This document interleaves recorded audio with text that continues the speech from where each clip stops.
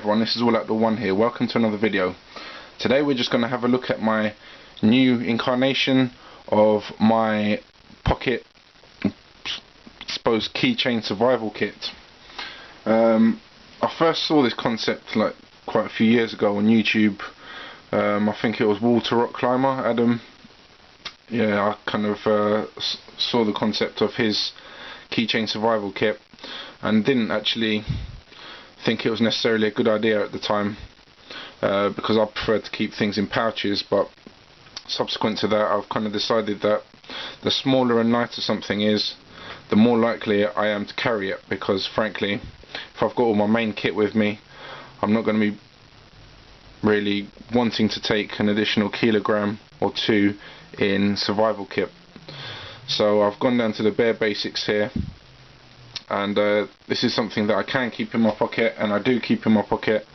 You know, the last 4 or 5 trips out, I've had this in my pocket, and one of those was an overnighter, and I found that this was just about the right size to have in your pocket comfortably, and you can kind of forget about it while it's in there. Now I've gone for a Maxpedition keeper. It's a very solid carabiner on here, will grip onto anything nicely, and that can be used separately just to hold my keys. I've got a length of braided paracord here, about 3 foot, just enough for basic structure building, or even a bow drill if that was necessary. And that can be removed from the carabiner on either side quickly and easily, and the wrap is quite easy to unravel as well. So I'm moving on to the main component now. By the way, this sits nice and deeply in my pocket. This obviously secures around my belt, so that's always securely on there, and there's really no way that this is going to come off. And the extra length of paracord, as I said, make sure it sits right at the bottom of my pocket, which just makes moving around more comfortable. If we look at the actual keychain itself, we've got some essential survival items on there. Now this is basically a last ditch kit that I'll always have in my pocket whilst I'm going anywhere remote. So obviously the capability isn't supreme, but for a 72-hour kind of get home little survival kit, last ditch kit, it's actually not bad. So first up, we'll start off with a traditional button compass. These are always handy, just to give you a vague bearing, you know, so you're not ending up walking in circles in a woodland environment, for example. And obviously if you know the location of any paths or roads in the vicinity, then you can navigate towards them. Next up, we have a aluminium bar and striker. Good for, you know, probably, I don't know, say 100 or so fires, but very lightweight. And shave the aluminium block down into a small coin-sized pile of scrapings and simply ignite with the ferrocerium rod. Not the highest quality, but it will get the job done, and is very compact and weighs nothing and is unobtrusive in my pocket. And that goes for most of the items on this kit. This is my ITP A3 EOS, a nice single AAA battery flashlight. I used to have this as part of my urban EDC, but I have now rotated it, and now it's sitting in this kit quite comfortably. It has 3 modes of operation. It's a twist on, twist off.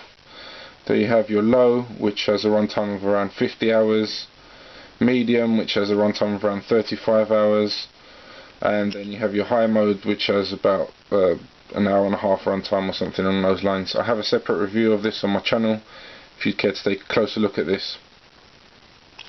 I've never had a problem with it accidentally activating in my pocket, and I've had this for about 3 years now, and it's proved itself time and time again to be a good, reliable little pocket light.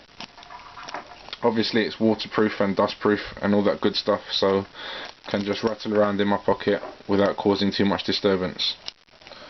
Next up, we have a Claris titanium whistle.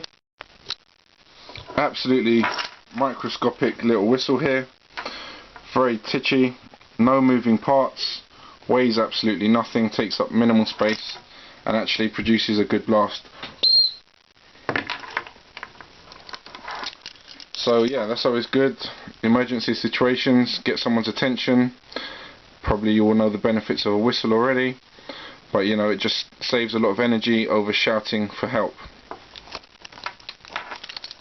Next up on here, we have a small container, watertight, which is filled with about 8 or 9 strands of jute twine, which has been impregnated with wax. Each one burns for about a minute to a minute and a half and catches a spark nicely and allows you to get a fire started very quickly. Always good to have a form of ready and dry tinder, so in an emergency situation where you need to get a fire going ASAP, you've always got this handy, along with the aluminium bar with striker. Obviously the aluminium is also another ready source of tinder. It will actually ignite and catch fire with a flame. And speaking of flame, next up we have a mini clipper lighter. These are ultra reliable, very cheap little lighters. I think they're about under £1. This one has been secured with a small zip tie to stop it from activating, as in the gas cannot escape like this. On the bottom it has a clear window, so it allows you to see the level of gas. This is completely full. Good for lighting, you know, at least a couple of hundred fires. There are varying opinions about the strikers, but I've never really had any problems with them. And also, as part of my EDC, I carry one of these lighters, so I've always got a clipper lighter on me, so the flints are interchangeable basically. What I've done is simply drilled a hole into the metal outer cap, and this allows it to be hung on a keychain via a small keyring. And finally on this kit we have this Ultimate Survival Technologies saber cut razor. 2 cutting implements in here. The first up is a small saw. This can be used to cut a variety of items, material should I say, including metal. It can actually cut through small metal bars, but more importantly for me, it can be used to process wood, cut down small saplings, well, very small saplings. I kind of have been weighing this. Traditionally in a kind of pocket survival kit I've always used a wire saw of the kind of BCB variety, you know, the ones that are about 2 foot in length and with a loop on either side, you know, the classic military survival saw. But I have recently kind of liked using these. They're a bit more easy to handle. You definitely can't cut as big boughs with this smaller one, but I've always got a saw in the woods anyway, full size saw. This is just meant as a little emergency, as I said at the beginning, last ditch kind of backup kit. So as I said there, we have the saw right there, and alongside that we have your traditional razor blade, perfect for a variety of outdoors tasks, including skinning, game prep, that kind of stuff. It offers a very lightweight solution, and as I said, has 2 cutting implements in a very, very unique, compact, small space. Obviously there is an inch rule along the side here. You can see the marks along here, and on the back we have another ruler which is in centimeters. So if you're making anything precise, then obviously you can make the necessary measurements. Now in my opinion, the smaller and lighter it is, the more likely I am to carry this, and this is all the backups that I need for woodlands at the moment. Obviously if you've had a look at my EDC woods carry video, then you'll see the full extent of my kit when I'm going out into kind of remotish areas or even very remote areas. And so this is basically the last ditch compact solution that I've come up with now. Has all the things I need to survive in the short term. Obviously it could benefit from, yes, medical items or a bigger knife, or I don't know, well, there could be a lot of items that you could possibly think to add on to this kind of kit, but this works for me. I know that this is small enough that I will carry it all the time, as I have been doing for the last few months.